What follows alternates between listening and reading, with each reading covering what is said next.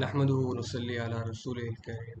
बाद पिछले दिनों जापान में ओलंपिक्स हो रहे थे और पैरा ओलंपिक्स तो आजकल भी जारी हैं। और हमारे एक पाकिस्तानी एथलीट हैदर अली, उन्होंने पाकिस्तान के लिए गोल्ड मेडल विन किया है। बिलाशुबा बीइंग पाकिस्तानी हमें उन पे फ़ख्र है जिन्होंने first ever gold medal Pakistan के लिए विन किया है। और ये चीज़ बहुत ज़्यादा हौसला अफ़ज़ा भी है कि अल्हम्दुलिल्लाह अब भी पाकिस्तान को रिप्रेजेंट करने के लिए फ़िज़िकल एक्टिविटीज़ में लोग मौजूद हैं। और एल्स अगर हम अपनी यूथ को, बच्चों को देखें तो और उनसे पूछें कि आप भी कोई गेम करते हैं, तो या तो वो किसी बड़ी गेम का हिस्सा बनने की ख्वाहिश रखते हैं या फिर सेल फोन्स में जो गेम्स मौजूद हैं उसी से अपना काम चला रहे होते हैं। अच्छा, मैंने जब ऑब्जर्व किया कि बच्चे कर क्या रहे हैं आजकल, तो बच्चे भी एक रेस का हिस्सा हैं। एक ऐसी रेस जिसमें सारे बच्चे दौड़ रहे हैं, और वो रेस कौन सी है? कम वक्त में ज़्यादा से ज़्यादा मशहूर होना और ज़्यादा से ज़्यादा पैसे कमाने। या आप कह लीजिए, मकसद तो पैसा कमाना है, अगर शोहरत भी मिल जाए तो बहुत अच्छी बात है। फ़ैन क्लब मेरा बहुत बड़ा हो जाए, सब्सक्राइबर्स बहुत बढ़ जाए, और इतने टाइम में मुझे इतने मिलियन व्यूज़ मिल जाए। आजकल इसकी एक दौड़ है। यूट्यूब चैनल्स बनाए जा रहे हैं और डिफरेंट जो है वो ऐप्स हैं जिसके थ्रू बच्चे कोशिश करते हैं।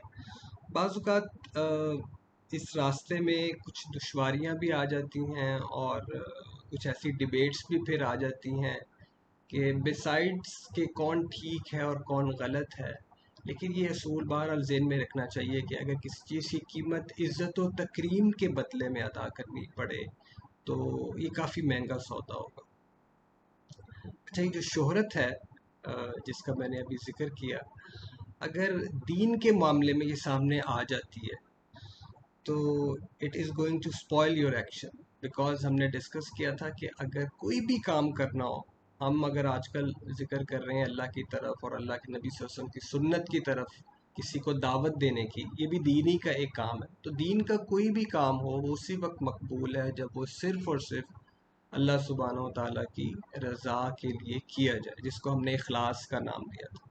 और हम यही डिस्कस कर रहे हैं कि कौन सी चीज़ें ऐसी हैं जो मेरे और इखलास के दरमियान में हाइल हो सकती हैं। तो उसमें से एक चीज़ जो आज हमने डिस्कस करनी है वो ये है कि मैं कोई भी काम इसलिए करूं कि लोग मुझे मेरी शोहरत हो जाए, मेरी वाह वाह हो जाए, मेरा जो इल्म है वो लोगों के सामने लोग बहुत तारीफ़ करें, इसको बहुत पता है। अगर मैंने किसी को अल्लाह की तरफ दावत देनी है और 10 लोग मौजूद हैं, तो बात तो मैं एक से कर रहा हूँ, लेकिन दिल में ये है कि 9 लोग जो हैं इनके सामने मेरी बड़ी वाह वाह हो जाएगी, और लोगों को पता चल जाएगा बहुत बड़े आलिम हैं, बहुत बड़े मुफ्ती साहब हैं, कारी साहब हैं, इनका तो बहुत इल्म है इस मौजू के ऊपर।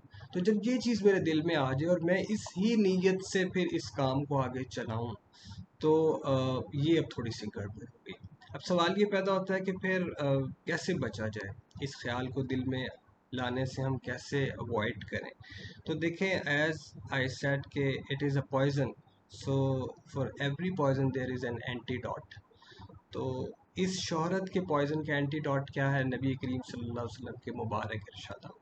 और इस शोहरत को दिल से निकालने के लिए, इस रियाकारी को दिल से निकालने के लिए नबी करीम सल्लल्लाहु अलैहि वसल्लम के इरशादात को बार बार दोहराने की, सुनने की, पढ़ने की ज़रूरत है। इंशाल्लाह जब इसको सुनेंगे, पढ़ेंगे, दोहराएंगे, जो लोग ये मुबारक इरशादात लोगों के सामने ज़िक्र करते रहते हैं उनके पास जाके बैठेंगे, तो इंशाल्लाह दिल से ये जो कैफ़ियत है मशहूर होने की, कि मैं इसलिए लोगों को दावत दूँ और वाज़ करूँ और तकरीर करूँ कि मेरी शोहरत हो जाए और मैं मशहूर हो जाऊँ, ये चीज़ दिल से निकल जाएगी। तो आज सही मुस्लिम में नबी करीम सल्लल्लाहु अलैहि वसल्लम की एक मुबारक एक एक इरशाद है जो आपके सामने इंशाल्लाह मैं उसको एज़ इट इज़ पढ़ूँगा।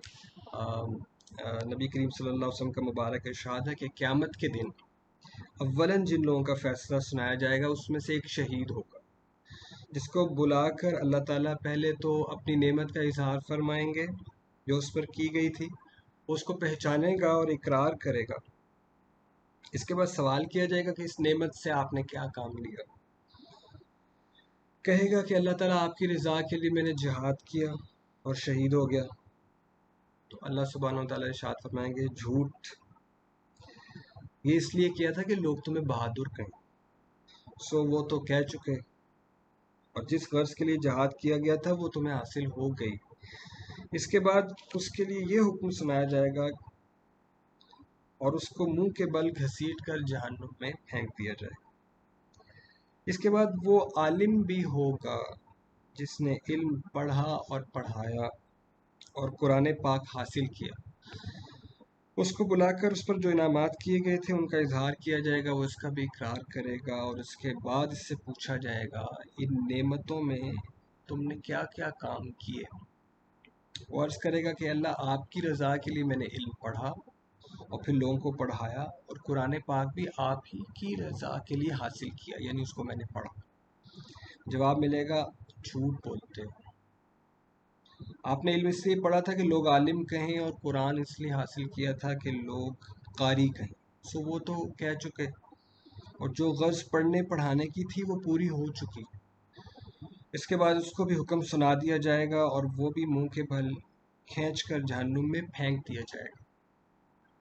तीसरे नंबर पे वो मालदार अमीर शख्स होगा जिसको अल्लाह ताला ने वुसअत रिस्क अता फरमाई और हर किस्म का माल मरहमत फरमाया। उसको बुलाया जाएगा और उससे भी नेमतों के इजहार और उनके इकरार की बाबत सवाल किया जाएगा। इन इनामात में उसकी कारगुजारी के बारे में इस्तफसार होगा। वो अर्ज़ करेगा कि अल्लाह, कोई ऐसा मसरफ़ खैर नहीं जिसमें ख़र्च करना तेरी रज़ा का सबब हो और मैंने उसमें ख़र्च ना किया। इरशाद होगा कि झूठ है, ये सब इसलिए किया था कि लोग फैयाज कहें। सो कहा जा चुका, फिर इसको भी हुक्म के मवाफ़िक खींच कर जहन्नुम में दाखिल कर दिया। अल्लाहुम्मा सल्लि व सल्लिम अला नबी व अला आलिहि व अस्हाबिहि व तबिअहुम बि इहसान इला यौमिद्दीन। अस्सलामु अलैकुम।